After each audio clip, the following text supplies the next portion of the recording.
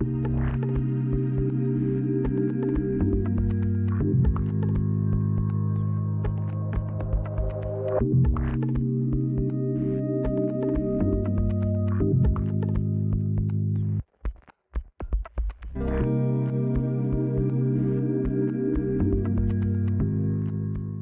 to the Sprocket Pod, your podcast for helpful HubSpot content. I'm Cameron Collins, and alongside my co-host Mark Lerner, we sit down each week with experts on the HubSpot CRM to break down cool builds and unique apps that will make your instance better. Whether you're a new admin or you're a business owner looking to get the most out of HubSpot, our conversations are going to provide you with unique insights that you can apply. Don't forget, we host the Sprocket Pod live on LinkedIn every week, and you can catch all of our episodes on YouTube and Spotify. Let's dive into today's episode and get you working smarter with HubSpot. Hello and welcome indeed to the Sprocket Pod. For those of you who don't know, again, my name is Cameron Collins. I am a RepOps strategist with Rep Partners. I am a huge advocate of the Sprocketeer community, and we've got my co-host Mark Lerner here, Director of Growth Marketing with Deal Hub. Today, we're super excited for our guest, Nick Zeckets with Air Traffic Control. Welcome to the Sprocket Pod, Nick. Thanks, y'all. I'm really happy to be here. Yeah, welcome. So, air traffic control, the theme of our conversation today is going to be personalized content. So, creating a personalized piece of content versus sending people personal content. There's a huge difference, but I'd like for you, Nick, to start with just an overview on air traffic control, what it is, and really how it plays into this theme. Yeah. Thank you. So we're a relevance engine for HubSpot with, a really key focus on enabling one-to-one account-based experience programs. And that's just a bunch of buzzword that just went along with that. That's like when you say like, what's your elevator pitch? And it's like, is that both confusing enough and provocative enough to get you to ask, say more? But it's not terribly useful. What we really mean is, we try to figure out what all the contacts in somebody's HubSpot instance care about, their interests, and we have a number of ways that we do that. And then we look at a company's content and say, well, of all the things that are here, this is a great blog for Cameron. This is a great case study for Mark. And then we stick that stuff back into HubSpot so that when you build lifecycle programs or website content experiences or whatever you want to do, you can really kind of optimize it down to the person level and then figure out what to do next in terms of how you stay relevant. And I think as you were talking through, Cameron, your intro there, that's a word that we use a lot. And sure, it's like maybe a market making word and we're trying to like create a category, I guess. But really what we're just talking about is this evolution from personalization as that word has been ruined. Right. And I'm happy to dig into more of what I mean by that. But that's ATC in a nutshell, is really trying to just connect the very best of what you have to people on an individual level so you can kind of get back to doing the work that marketers are best at, which is not holding 72 touch points together with their fingers. Mark, I feel like you've got something to say.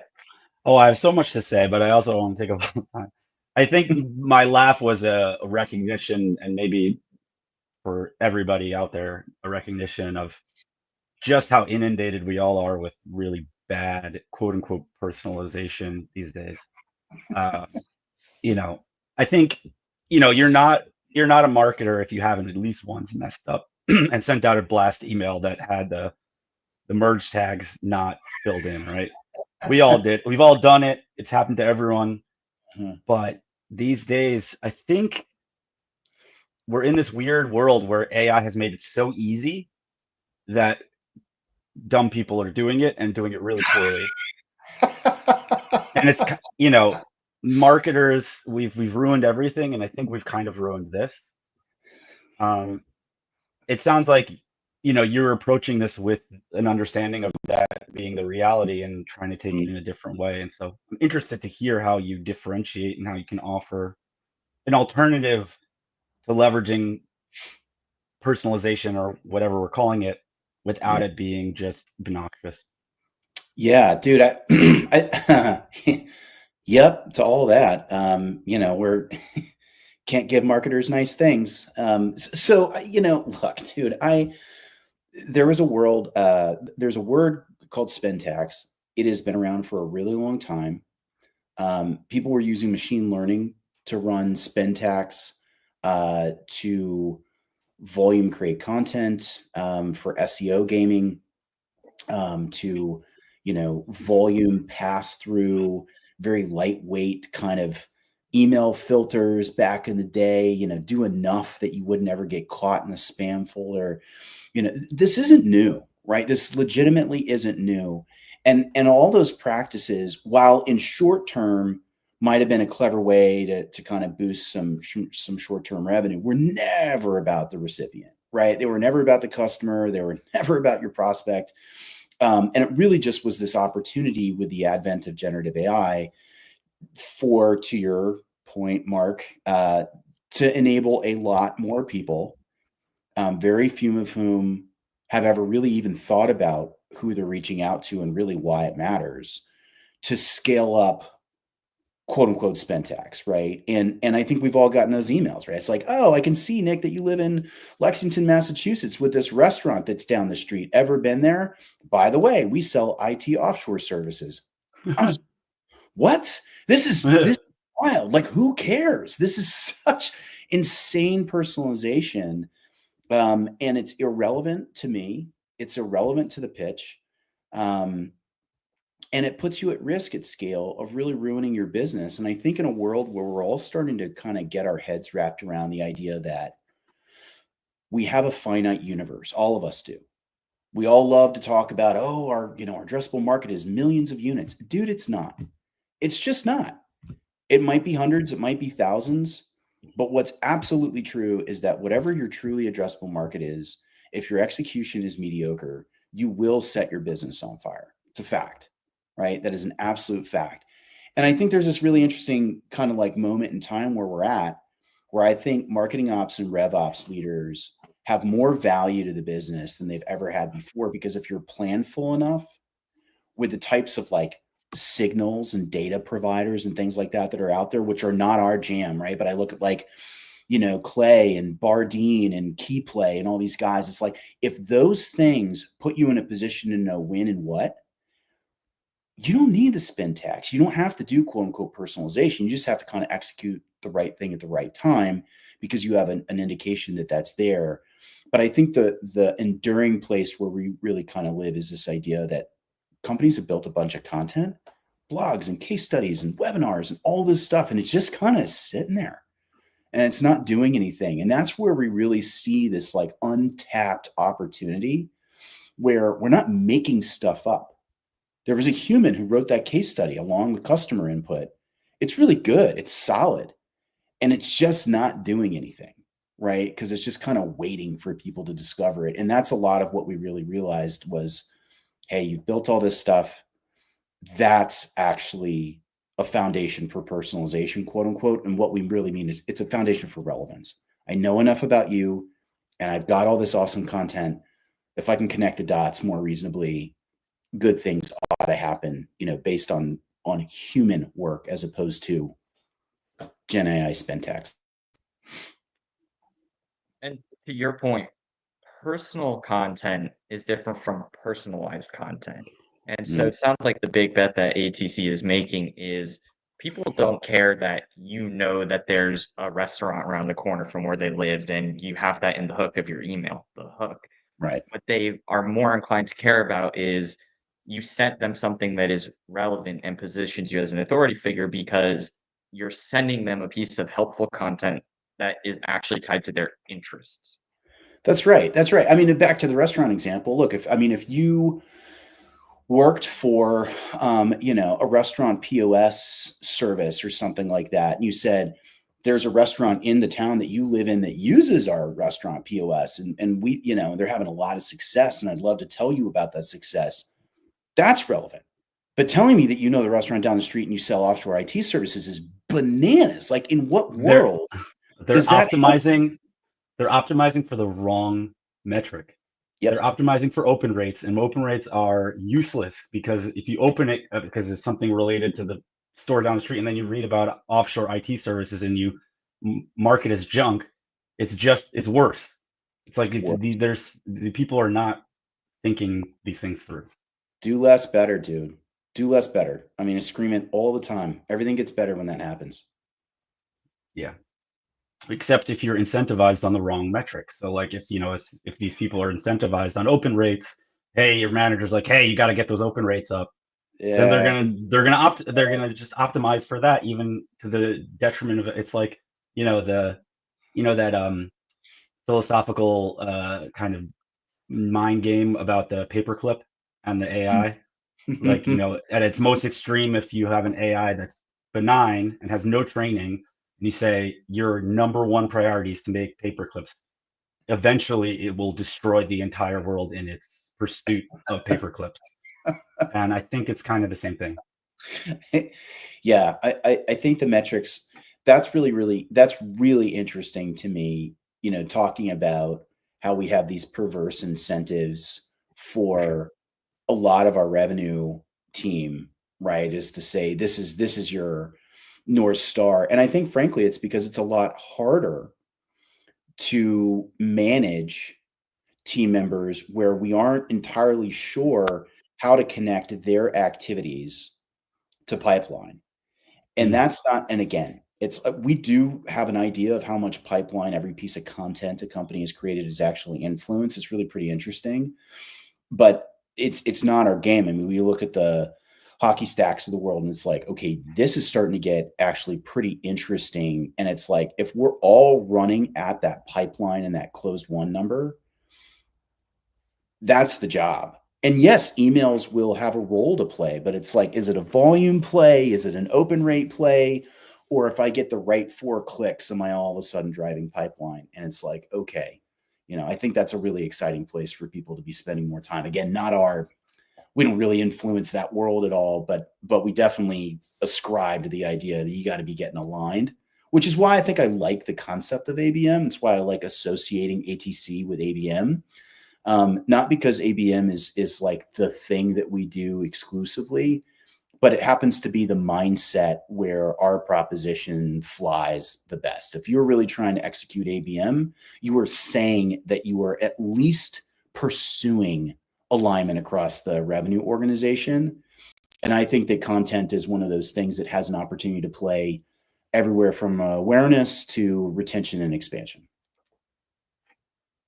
I'm dying to take a look at ATC. Yeah, We'll let's pull see it it. up here and do a run through of the demo because to me, this really hits home with the fact that essentially you're making sure that companies don't write blogs, which are then forgotten about. And I think that certainly happens all too often where you put it on your website and after 12 months, nobody's going and digging through 12 months of blog archives to find that old piece of content. So this essentially takes all of your content, makes it evergreen. That's right. Yeah, that's right. Yeah, we have to stop asking our customers to do our work for us, and this is a way to really help them. So here's the jam. What we do is we connect in. You go through the HubSpot marketplace. For anybody who's listening in, we will always get you connected for free. Do a custom analysis of your situation, give you a sense of your preparedness to run at ABM. But what's happening here is every email open and click, every page visit. When I do sales calls, I have Grain recording the notes from those. We have an integration with AirCall. When you've got your BDRs and AEs making calls and those transcripts are coming in, all of that is incredible source material for understanding what somebody cares about. We also layer in automated enrichment with LinkedIn profiles and what people are posting to LinkedIn. We also go and automate company research, but all of this information allows us to build an interest graph. And the interest graph is pretty specific, right? I mean, this is one that's talking about cloud native and Cloudera and edge clouds and startups and Platform 9 and infrastructure and the Dubai municipality. There are concepts in here that I don't even know what they are. But that's okay, right? That's totally fine. What's interesting is that this interest graph for every single contact is automatically getting updated every single day by air traffic control. And that's the crux of ATC, is that if we deeply understand somebody and what they care about, and we keep a finger on that, we can do a really great job of recommending content. And the way that that happens is we are totally agnostic to the sources of content. It could live inside your HubSpot. It could be on a WordPress page. It could be behind below. It could be on YouTube or a podcast on Spotify. We're able to consume any kind of content. And then as a result of getting that content, we then read it. Our system figures out what it's about. And this is a place where I think a lot of marketing teams, particularly in the enterprise and at least, kind of the larger and a mid-market, they have experience with this idea of like tag management and all these different types of things. And they spend an exorbitant amount of money to tool their marketing team in a way that allows them to apply tags consistently across their content. That's never going to work. It's not going to get your depth of information. It's not going to cover everything that you're going to get at. It also is impossible to scale. And if you don't have somebody dedicated to that work, it doesn't happen at all, right? We kind of go into HubSpot and we're like, oh, this is a blog about finance, right? But it actually is covering 15, 20, maybe 40 topics. So we grab all those topics and we use all that to say, of everything that I know about Cameron or Mark, these are the things that we think each one of them will find most interesting at a personal level. And here's how that gets back to HubSpot, right? This is really important. It isn't just, oh, okay, well, that's interesting for Cameron.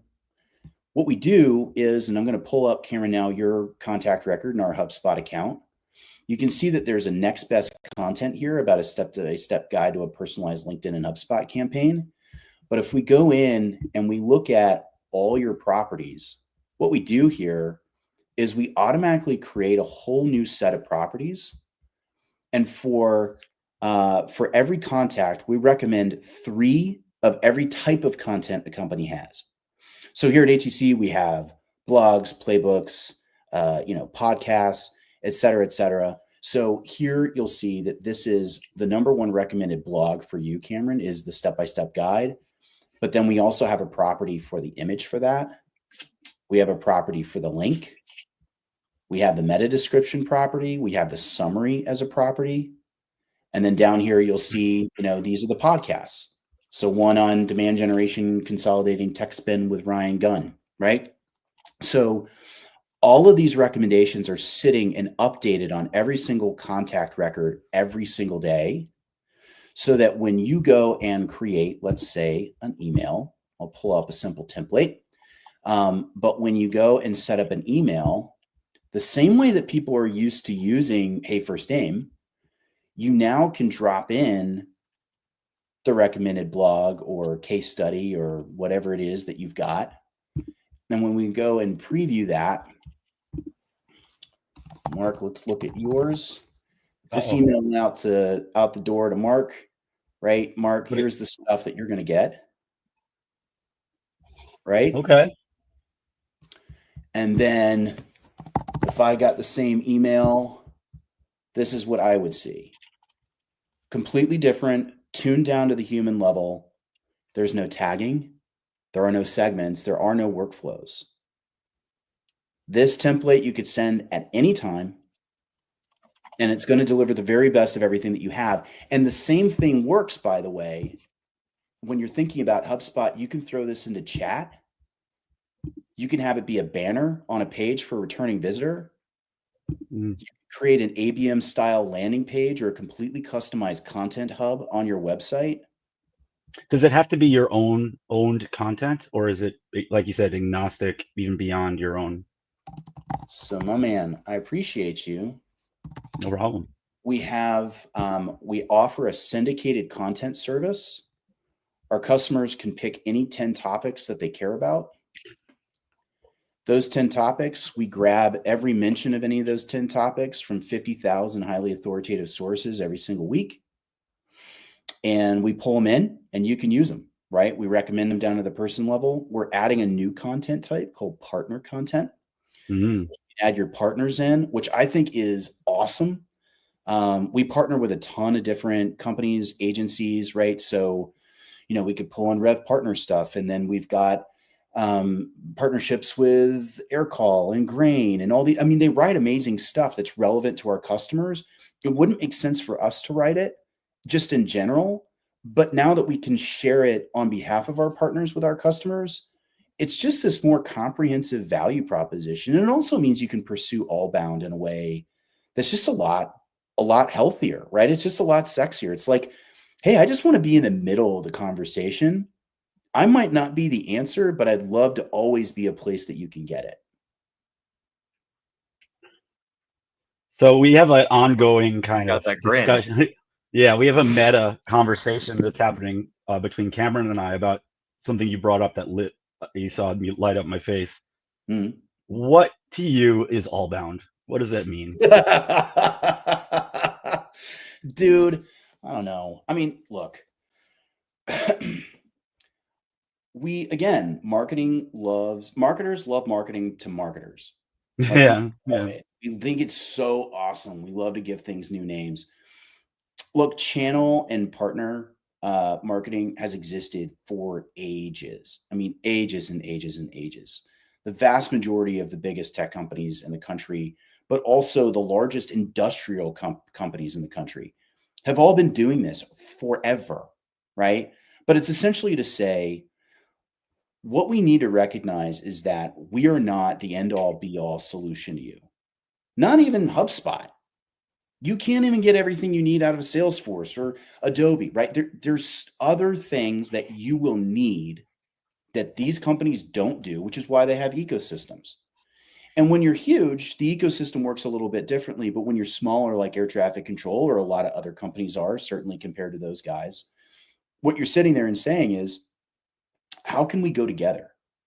Right? What's the better together story? How do we tell this story in a more meaningful way? And how do we benefit from working with each other?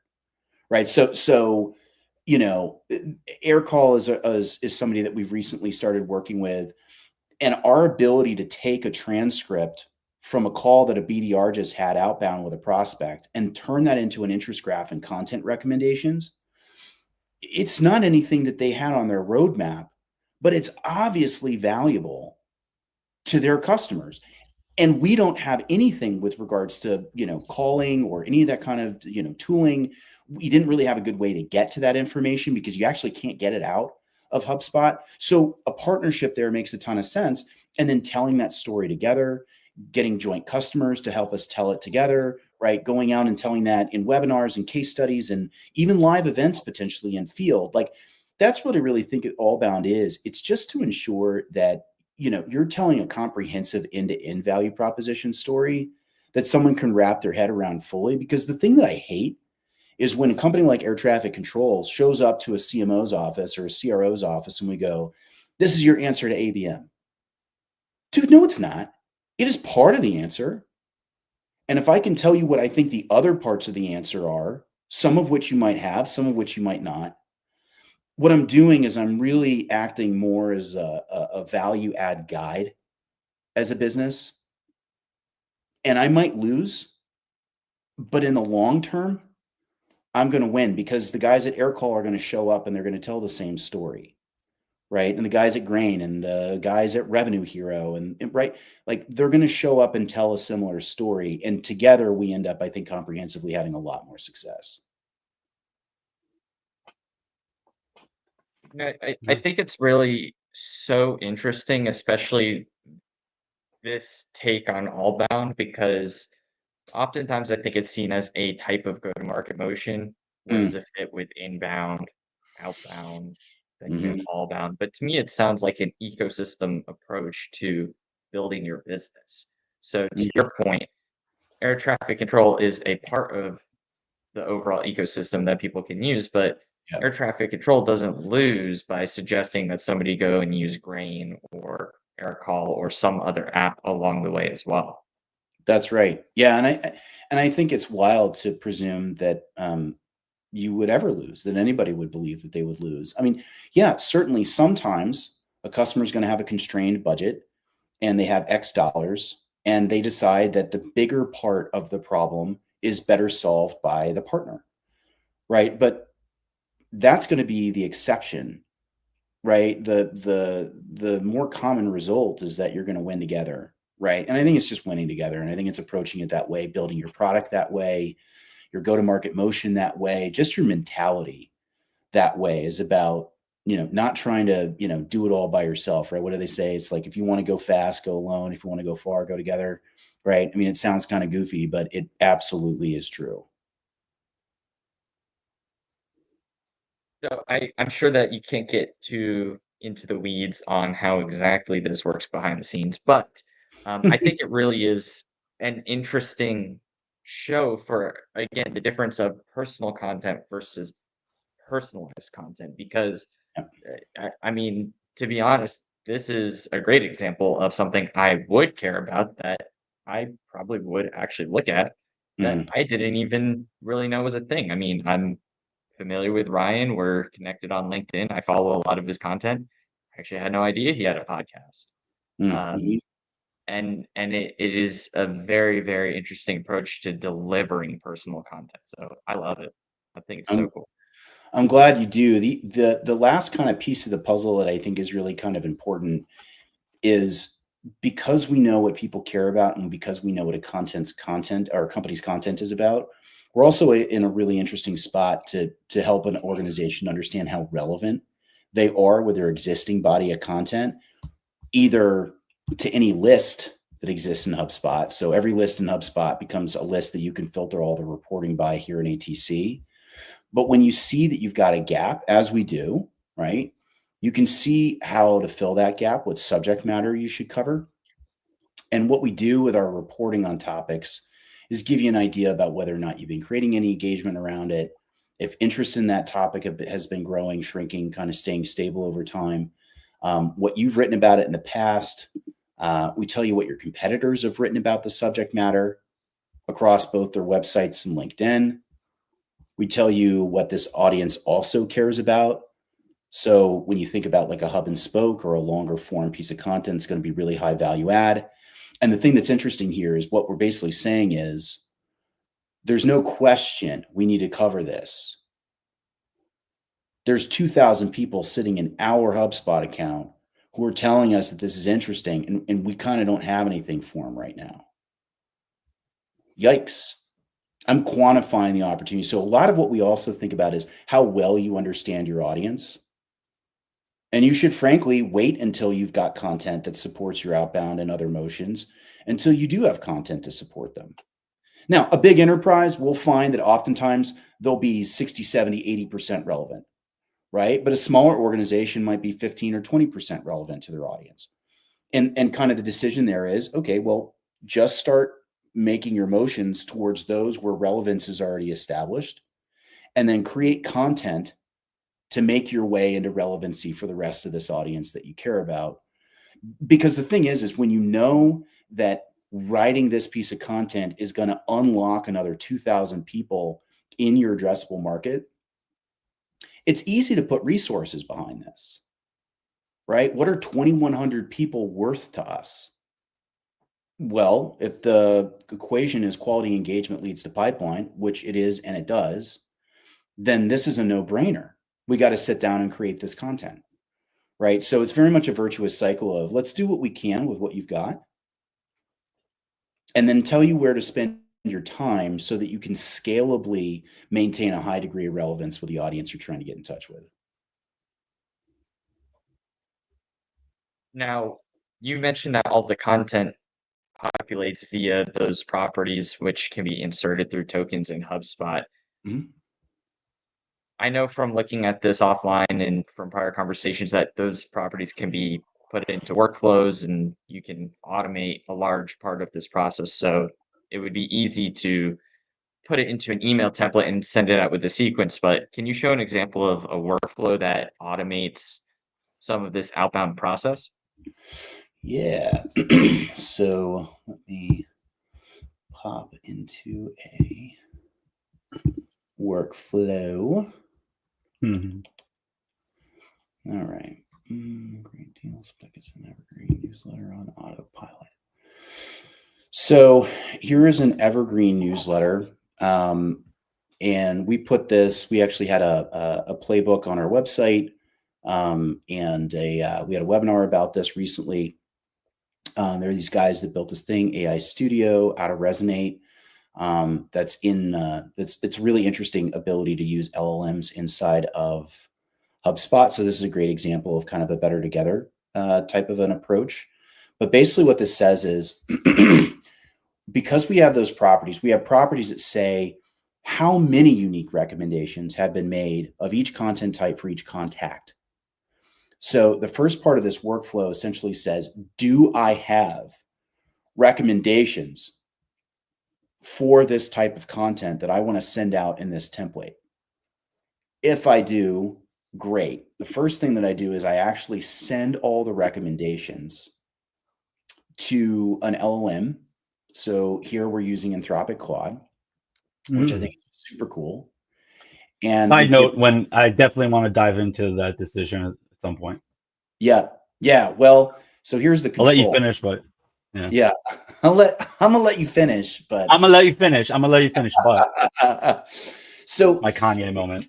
Here's what we're trying to do is if we know the recommended content and the content's been already written by the business, what we're essentially saying is, I just want to write a really compelling opening paragraph, not the whole email, just the opening paragraph. And this is a huge issue that we really see with a lot of these generative tools, is that their inputs suck or they're non-existent, right? It's like, this is how the internet would say this. Dude, I don't want to know how the internet would say this. How would we say it? And here's the thing. In a case like this, where we already know we've written about the subject matter that we're going to be sending to Mark or to Cameron, we did say it. We've already said it. Now what I want to do is I just want to turn it into a different format, which in this case is an opening paragraph. And so we've given it a bunch of examples. We got help from Stuart Balcom, who is awesome, who runs Connected GTM. And it basically says, just create a new property called newsletter intro, right? And then what I'm going to do is I'm going to send that on over and I'm going to use it in this evergreen newsletter template that actually has that opening section automatically written, the newsletter intro, and then it places that recommended content down below, right? And the part of this workflow that's not here that we strongly suggest is, and put it on a timer with some maximum send rules. So don't send it any more than once every 5 business days. But even if I've got 0 recommendations, send at least something once a month. The point here being, if I've got lots of relevant stuff and I'm seeing engagement, let's send more stuff. Let's see if we can ramp this up. If I've got nothing, I at least need to still show up so that awareness doesn't start to die out. Like if I've earned the right to get you on my newsletter, I don't want to just ignore you because I don't know anything. And if I do get some engagement, great. I'll start to learn more about you and I'll be able to lock in and tune in more. But when you think about lifecycle marketing, for example, the middle of the funnel, if I come out of a sales call and it's like, not right now, most AEs will actually, if they're any good, assign follow-up activities to themselves and just plug in once every 3 weeks and be like, hey, Mark, hey, Cameron, I thought I'd send you something. That is an incredibly difficult task. The vast majority of AEs won't get there. They'll just ignore it and be like, not now, I'm leaving. And so what we're saying is, if you turn this on for your exits, right, from a sales process, it's going to automatically send them the very best stuff only when you've got really good stuff. And your content team is seeing all the analytics come back on the back end that say, let's filter our reporting based on life cycle. And let's make sure that we've got stuff to support the people who are in there, right? So it's a really nice way for the content organization to have a really clear call out of, these are the 6 topics that we need to write to this month to ensure that our life cycle efforts are as relevant as humanly possible. This is really, I think, the prime example of when people ask how artificial intelligence is used, there's no single application that I think is the end all be all for every single thing that AI can do. And this is a That's very clear example of where you piece together your service and software, but it uses elements of Claude and other elements that play into it.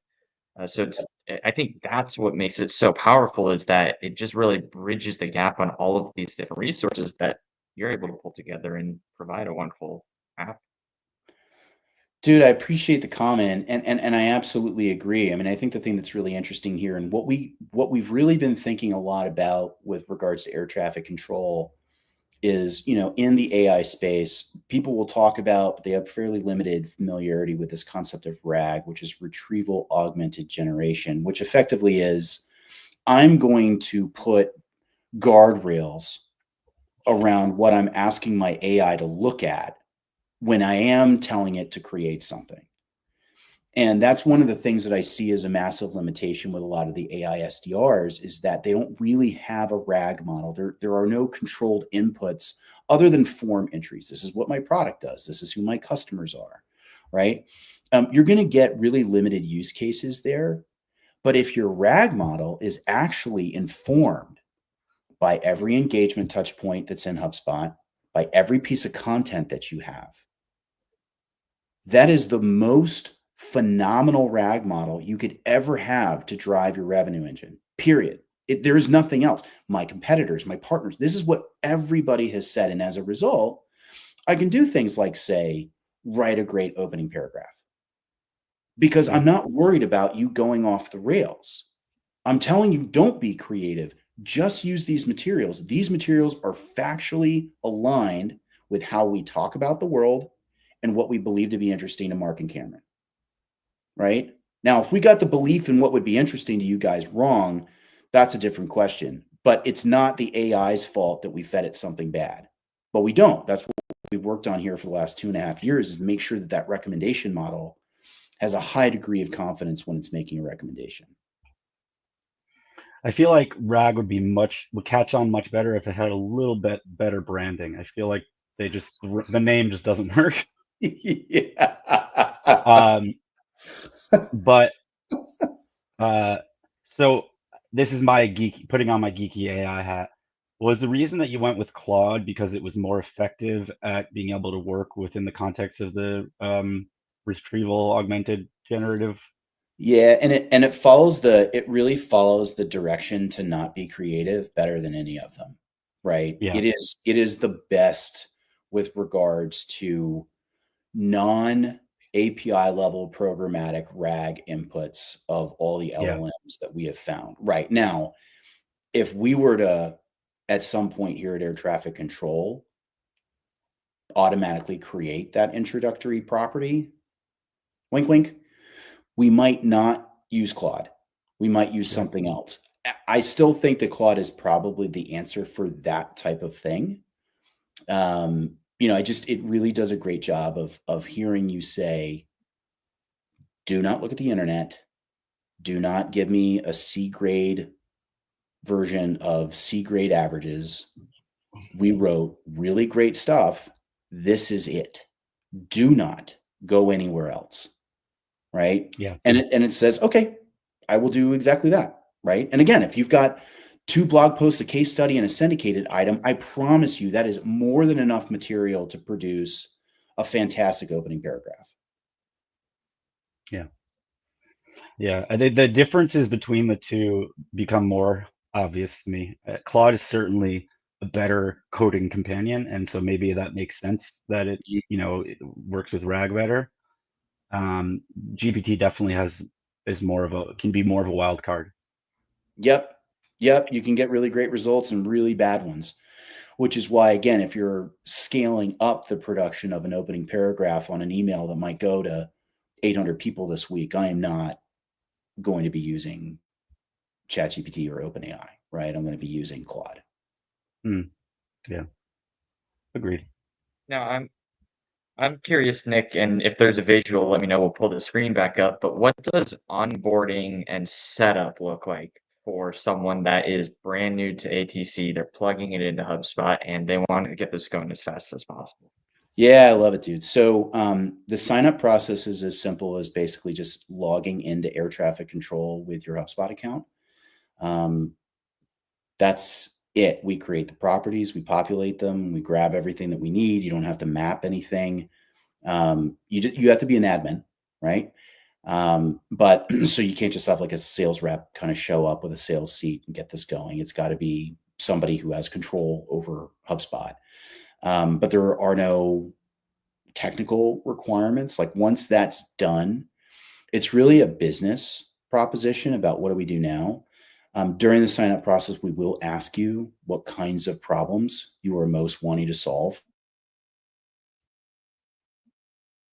We did not have this before, so the timing of this discussion is really remarkable. But we do have an onboarding service now, and in fact, it is not optional; it is required. And there's a reason for that, right? We get into demos and people have calls and they go, "This is so cool." There's not one person who's ever worked on a life cycle program who has ever fathomed having their life cycle program behave this way. It was impossible, literally impossible, has not ever been doable before. So, us installing the technology isn't actually the hard part. Now, it's nice that I can, everything renders overnight and you don't have to do any technical setup. It certainly removes a lot of hurdles for people getting started. And we have them do that during the sales process. So we can actually take somebody through their environment and tell them what we're seeing and what we think the opportunities look like before they come on board. So we really are trying to say, look, this is worthwhile. And in some cases, it's not, right? It's like, hey, the content, you're way off. Here's the report. You got to go produce. And that might take you 90 days, but like, don't start now. This is not the right time. You don't have enough. You don't have enough good stuff. It just is what it is. But when it looks like it's a good scenario, then we kind of lay out a 2-week plan. We'll build a full life cycle program, ABM style, kind of content experience pages, different templates, right? Some that are good for follow up on sales calls, some that are good for customers, right? Et cetera, et cetera. If you need some of that kind of like manipulated to work with a headless CMS or a WordPress or something, we can make that happen, right? So slices and those types of things and pushing things around. But the idea is that in the first 2 weeks, you should have an end-to-end ABM machine, right, up and running based on ATC that is completely evergreen, taking advantage of your content and telling you where to spend your time every day on a content production standpoint. So you'll go in and help to set up the workflows, landing pages, Yep. all of that dedicated stuff that would then allow the admin to have everything automated on a recurring basis afterward. Correct. Yep. That's absolutely right. That's awesome. Now, you mentioned potentially for some people that maybe it's not the right time, they have to go produce more content. I know you also mentioned that there's the ability to pull in content from elsewhere. So is there a minimum amount of blog content that has to be on their page, or can someone just plug into outside resources regardless? Yeah, look, I mean, depending upon the use case, if you wanted to be like I don't know, fintech today, right? And you just wanted to send the 3 most interesting articles about fintech to Cameron and the 3 most interesting articles for Mark, you could do that tomorrow with no content on your website, right? When you're pulling from major concepts like fintech across 50,000 highly authoritative news sites, I promise you, you're going to have interesting stuff pretty much every day, right? And there are companies like Smart Brief that do this for a living, but like a human comes into the office in the morning, reads through the same, kind of 40, 50 outlets, and then goes, all right, these are the 7 things you have to read if you're, I don't know, in corporate accounting or what have you. So it's a high value proposition. You could create an ad supported business off of it probably. And I've thought about that as like a side shoot here, just personally to like build newsletters that send nothing but personalized content and just adding a little like advertising bar in there and see if I can't make a little side hustle money.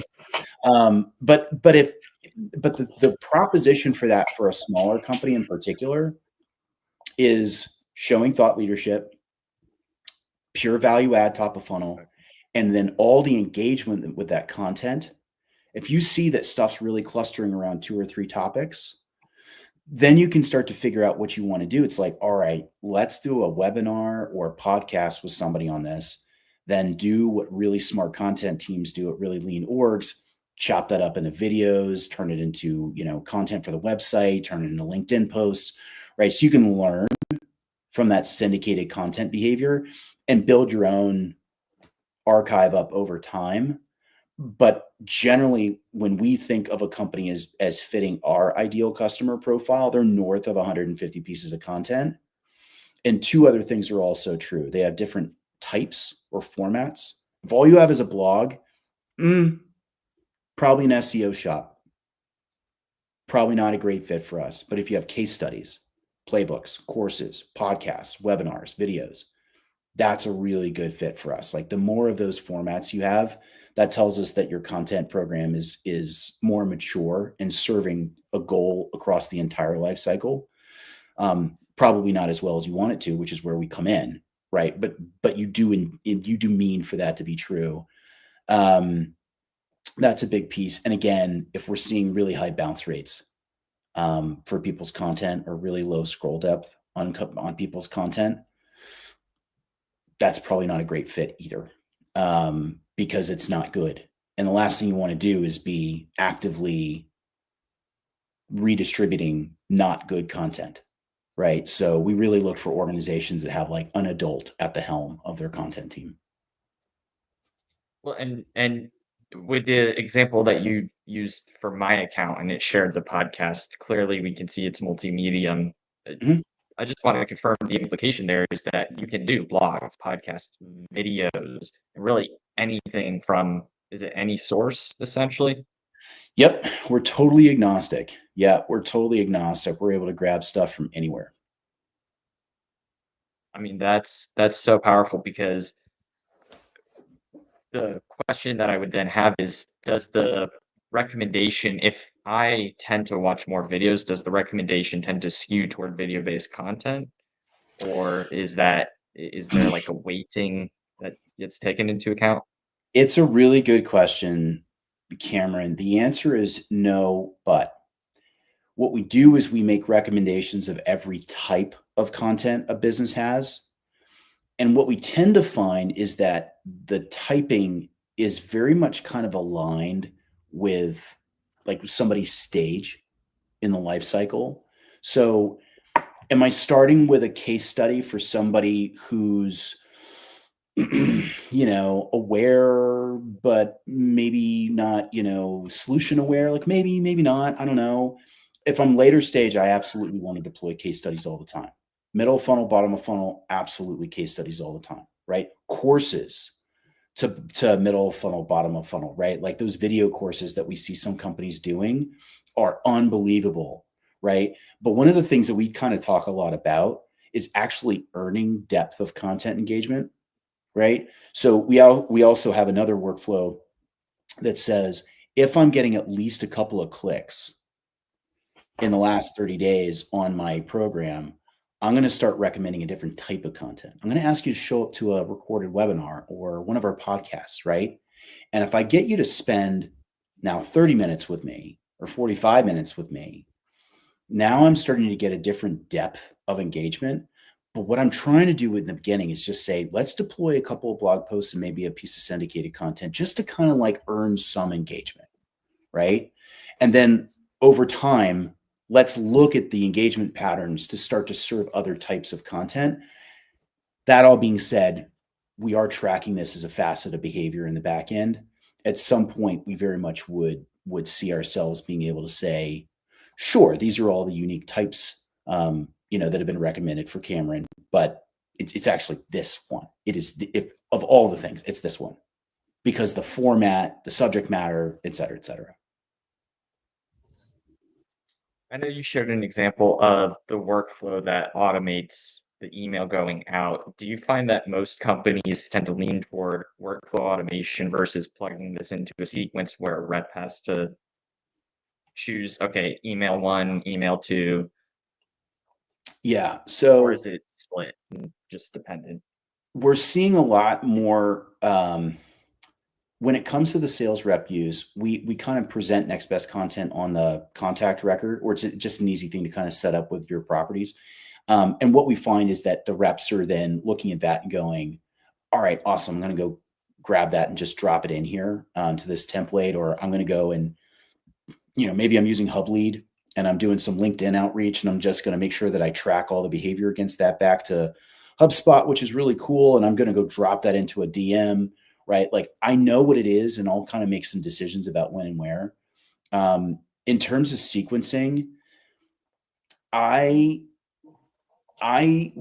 getting a lot more usage out of marketing, life cycle, et cetera. I think on the sequencing side, it depends on the types of content and the volume.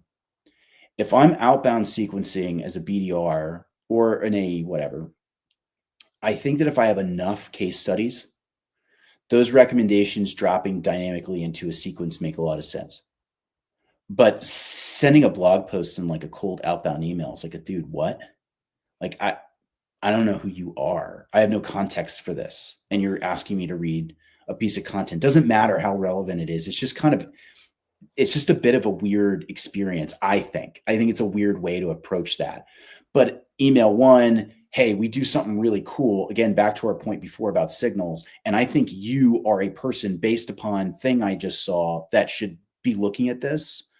Great first email. Email two, by the way, I grabbed one of our case studies after looking at your business a little bit more that I think you'd really find super compelling.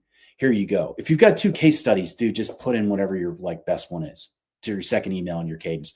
But if you're one of those businesses that has 50 of them, super useful for an outbound cadence, right? It's like, all right, but this is the one for this person. She's going to like this one in particular. So I just, again, it's like, because they're properties, whatever. It's like all over the place. Definitely makes sense. On a personal note, what was the inspiration for developing and building the business? How did ATC get to become And the what it name. is today? How did it become the name? Where did the name come from? Yeah. That's a really good question. Yeah. I was walking down the street and talking. You got hit by an airplane? Got hit by an airplane, lived.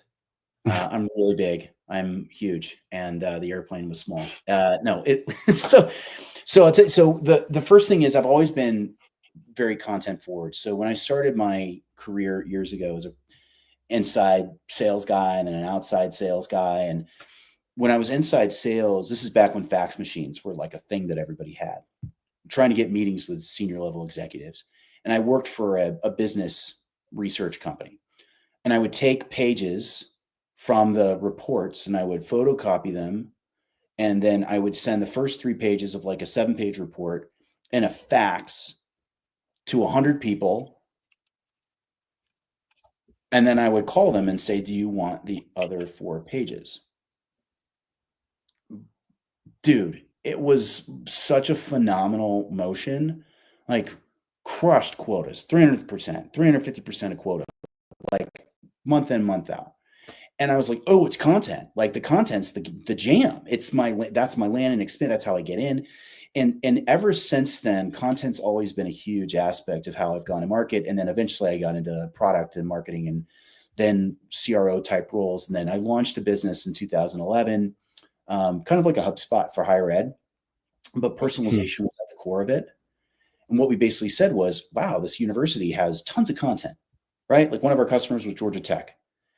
As an enterprise, distributed, decentralized, but as an enterprise, that organization produced 500 to 1,000 pieces of content a week. Juggernaut, dude. Same with the University of Southern California. Same with Cornell. Like all these guys that we worked with. They produced incredible volumes of content. Nobody knew about any of it. So we were like, whoa, this is the engagement opportunity. Like, let's centralize it all and then redistribute it. And we built this like interest model. We sold that company in 2018, took a breather, and it was like, man, the mistake, we made 2 of them. Building the mousetrap, building a better mousetrap, right? And 2, selling anything to higher education, which was remarkably challenging. I was like, what if we just plugged into the systems of record that people already use. There have to be endpoints for this stuff in HubSpot and Salesforce and Marketo and whatever. And there's not one marketing system on the planet that doesn't give us visibility into the things that we need to be able to see to build an interest graph. And we're like, this is great. You can create properties through an API. You can populate properties through an API. That's the jam. Stop making better mousetraps, dude. Like, just improve this one. And so we went through that route. We decided on HubSpot, which is really great. But the naming on air traffic control is really about our job, right? Our job is an intelligence layer between your content and every piece of engagement and every individual, and trying to route the right things to the right people at the right time, which is precisely what a, air traffic control tower does. Take it back to the core concept that we've covered today, which is sending content to people that they care about. And ultimately, you don't have to be the authority figure on every single piece of content that's going out. Certainly, if you have the volume to support that and you want it to be focused on your own content, then I'm sure that you have plenty of customers that are like that. But I know that as a recipient, and I'm sure that many of our viewers feel the same, listeners, you don't only want to be receiving content from one source. That doesn't necessarily make it more helpful, right? You want to see the name. You want to be plugged into them and their community, but helpful and relevance is really the key here. Dude, spot on. Yeah, spot on. And you get points for what you do end up sending of your own by being an organization that steps forward and sends other things that are not their own. I mean, and a lot of that came from watching what some of the best salespeople in the world do. They're just like, hey, Cameron, read this, thought you'd find it interesting. Not ours. Just picked it up, saw it on Forbes, like reminded me of you here. Now you can automate that. And I think that's really cool. It definitely makes marketing less campy, because now you have content that is not just about me, but it's about the contact. You're saying, yes, I think that you will care about this, but it's not just, well, here's my case study that you might care about. So it really is so powerful. Nick, before we end the episode, any final comments, thoughts, anything you'd like to share or show pertaining to ATC? No, I mean, we went through it. And like I said, we're happy to get anybody set up for free and take you through it and see if we can be helpful. And we're more than willing to find out that we're not. Like I said, when I don't like bad fit customers. It's not good for anybody. So we're pretty forward about that. But we are always eager to take people through their own account and get them set up and see if we can be useful, right? At least deliver some insights. So if anybody's interested, drop me a line. Nick Zeckets, I'm on LinkedIn, or in Zeckets at airtrafficcontrol.io. If you want to email me, I'm always online pretty much these days. No sleep. For those who aren't familiar, do make sure you connect with the three of us on LinkedIn: Cameron Collins, Mark Lerner, Nick Zeckets. You can also check out Mark and I in the Sprocketeer community, where we help thousands of HubSpot members, and we're extremely active in the community. It's completely free on Slack. And make sure you also check out our friends Kyle Jepson and Deanna Gloff. They host the HubSpot Admin Hug Tuesdays at 10 a.m. Central. Thank you, everyone, for listening. Sprocket on. Have a great weekend, everyone. Thank you for tuning in to the Sprocket Pod podcast. We hope you enjoyed today's episode with your co-hosts, Cameron Collins and Mark Lerner. Be sure to catch us live every week on LinkedIn, and don't forget to subscribe to our episodes on YouTube and Spotify. If you found this episode valuable, please leave a review and share it with others looking to get more from HubSpot. Until next time, keep driving success with your CRM, and as always, Sprocket on.